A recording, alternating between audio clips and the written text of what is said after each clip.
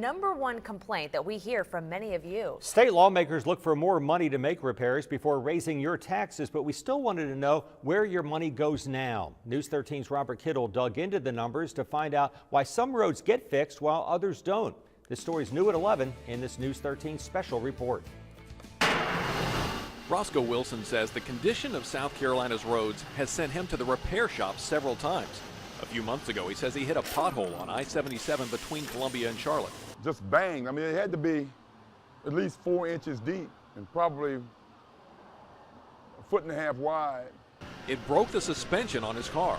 He filed a claim with the Department of Transportation and the DOT paid it. That money came out of the state's insurance reserve fund, not the road budget. But more than just money is at stake. You're talking about accidents, you're talking about death. You know, if that was a motorbike and would have hit that pothole, the rider would have been thrown 100 feet, killed. The DOT fixed that pothole, but what determines which roads get fixed or upgraded? We looked at hundreds of pages of DOT records and plans to see where almost $8 billion of your tax dollars have gone and will go over the next few years. There are 7 highway districts around the state. Over the 10-year period from 2002 to 2011, District 5 in the PD got the most money, even though it was only 4th in the amount of traffic. That went to projects like widening Highway 501 in Myrtle Beach. District 6 in the Lowcountry got the 2nd most money and had the heaviest traffic. Some of that went to widening I-526 in Charleston. District 3 in the Upstate had the 3rd most money and the 3rd heaviest traffic.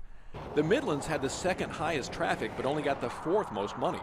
We went to the DOT's Deputy Secretary for Planning to find out why the busiest roads don't get the most money. One thing the DOT looks at is vehicle miles traveled, or VMT. That's a combination of how many cars are on the roads and how far they travel. Did our federal money go where it was needed most? I would say yes, and Act 114 is part of that. Act 114 is a law passed in 2007 that requires the DOT to rank projects based on 9 things, including cost, public safety, economic development, traffic volume and congestion, and pavement quality. So the priority list is decided by more than just traffic. A good example of how traffic and even priority don't necessarily translate into how much money goes to a certain area is Malfunction Junction, the intersection of I-20 and I-26 outside Columbia.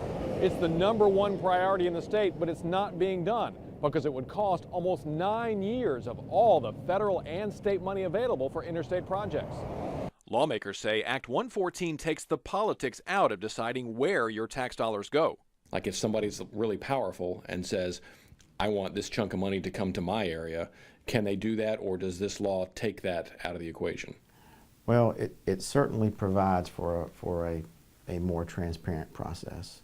It does not change, though, the fact that there's not enough of your tax dollars to meet all of the state's road needs.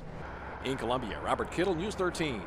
And here are a few statistics from the DOT plan. Between 2010 and 2015, the state will spend nearly $1.3 million on roads in our part of South Carolina. As for vehicle miles traveled, DOT reports more than 2.9 billion miles traveled in Horry County in 2007. That is a 20% increase from 2000.